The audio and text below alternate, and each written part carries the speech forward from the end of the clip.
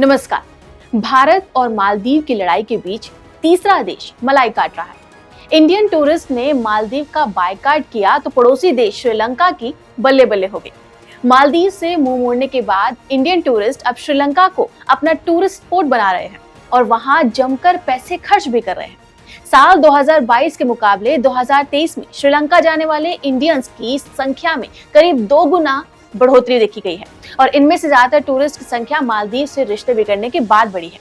ये मैं नहीं बल्कि टीटीजी एशिया की एक रिपोर्ट बताती है, जिसके मुताबिक साल 2023 में 3,02,844 इंडियन श्रीलंका में अपनी छुट्टियां मनाने पहुंचे हैं। ये साल 2022 के 1,23,000 के मुकाबले करीब दुगना ये आंकड़ा बताता है।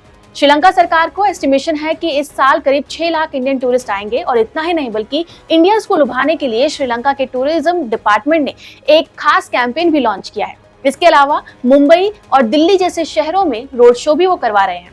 श्रीलंका का कई और शहरों में रोड शो कराने का भी प्लान है। श्रीलंका के टूरिज्म मिनिस्टर हारिन फर्नांडो ने खुद ने माना कि भारत और मालदीव के बिगड़ते रिश्तों का फायदा उन्हें मिला है। सीएनबीसी से बात करते हुए फर्नांडो ने कहा कि इंडियन टूरिस्ट ने मालदीव का बायकॉट किया, जिसका फायदा हमें मिला। फर्नांडो ये भी कहते हैं कि साल 2030 तक भारत टूरिज्म में चौथा सबसे ज्यादा पैसा खर्च करने वाला देश होगा। इसलिए हमारी निगाहें खास तौर से इंडियन टूरिस्ट पर टिकी हुई हैं और इसमें मालदीव फैक्टर ने हमारी काफी मदद की है। खैर, श्रीलंका की इस खबर से कहीं ना कहीं मालदीव की अक्ल ठिकाने आ गई है, क्योंकि मालदीव में छुट्टियां मनाने वाले इंडियन टूरिस्ट की संख्या अब आधी रह गई है। इस साल जनवरी से लेकर अप्रैल तक सिर्फ नाम मात्र के इंडियन टूरिस्ट मालदीव पहुंचे हैं, जबकि पिछले साल इन्हीं 4 महीनों में 73,000 इंडियन टूरिस्ट वहां पहुंचे थे। आपको बता दूं कि मालदीव ऐसा देश है जिसकी इकोनॉमी खास तौर पर टूरिज्म पर टिकी हुई है।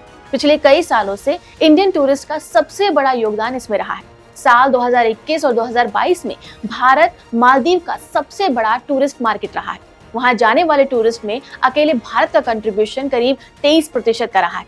साल 2021 में 2.9 लाख तो 2022 में 2.4 लाख टूरिस्ट वहां पर गए थे। साल 2023 के आंकड़ों को देखें तो पिछले साल भी 2 लाख से ज्यादा इंडियन टूरिस्ट वहां पर अपनी छुट्टियां मनाने गए थे। लेकिन जब से भारत के साथ मालदीव के रिलेशंस खराब हुए, तब से उसके ग्रह नक्षत्र ये मानो कि उल्टे चल रहे हो।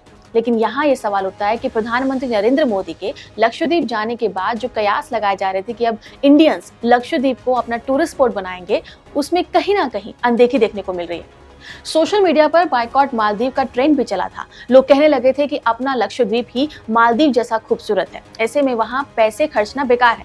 कई टूरिज्म वेबसाइट ने तो मालदीव की बुकिंग कैंसिल कर दी थी और लक्षद्वीप को प्रमोट करना भी शुरू किया था।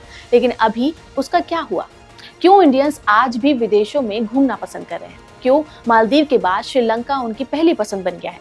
क्या इन सब के पीछे ये बात है कि लक्षद्वीप का ट्रैवल कॉस्ट श्रीलंका से ज्यादा है, या आज भी इंडियंस घर की मुर्गी को दाल के बराबर समझते हैं? आपका इस पर क्या कहना है? हमें कमेंट करके जरूर बताएं। नमस्कार।